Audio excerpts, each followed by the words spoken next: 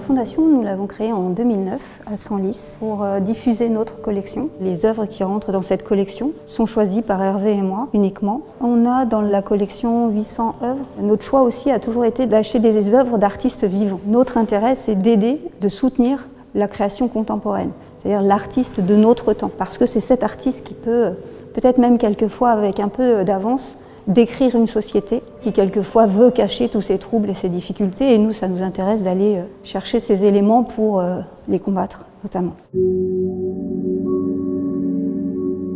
Depuis 2 ans, on est présent ici dans les locaux de l'agence à Clichy pour donner un regard plus singulier aussi sur la collection telle qu'on l'a conçue au départ, c'est-à-dire avec sa radicalité autour des excès de l'homme. Et ces 15 ans finalement nous confortent dans cette thématique qui nous est chère parce que finalement elle nous a dépassés.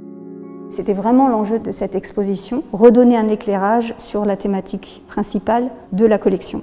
Les excès de l'homme, les excès individuels, ça a été le premier temps d'exposition, les excès collectifs, ce temps. Les excès individuels venaient pointer davantage la construction personnelle, les traumatismes, les guerres, mais sur l'angle de l'individu. Cette exposition, qui est sur les excès collectifs, replace l'individu évidemment, mais par rapport à une problématique sociétale et toutes les réflexions qu'on peut avoir par rapport à notre rôle dans cette société. XXX, c'est extra humain. Alors d'abord, c'est un nom historique parce que c'est le nom qu'on a donné à notre première rétrospective, qui vous donne aussi la thématique de cette collection sur l'intérêt de l'être. Et symboliquement, il nous semblait important de poursuivre en fait cette aventure d'exposition avec cette terminologie, d'abord parce qu'elle est totalement identitaire par rapport à la thématique de la collection.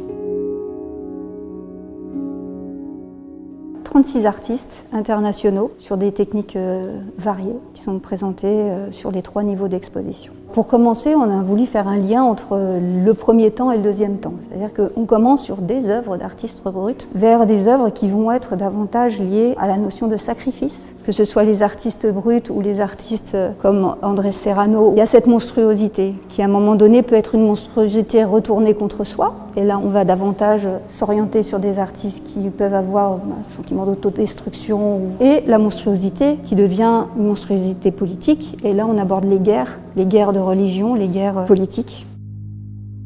Il y a une période comme ça temporelle de deuil finalement qu'on aborde aussi dans cette exposition. Beaucoup d'œuvres mémorielles. La société elle-même a pris ces violences pour elle-même, chacun individuellement. Donc la notion qu'on aborde, c'est le collectif, il ne se fait pas sans l'individu. Des œuvres qui décrivent l'individu et les crises sociétales et les œuvres qui vont plutôt appuyer sur cette transformation. Après la monstruosité, après ces guerres, il y a un autre état qui est toujours celui sur lequel on va quand même s'appuyer dans cette collection, c'est qu'à un moment donné, il y a la révolte, il y a cette capacité à rebondir, il y a la résurrection aussi.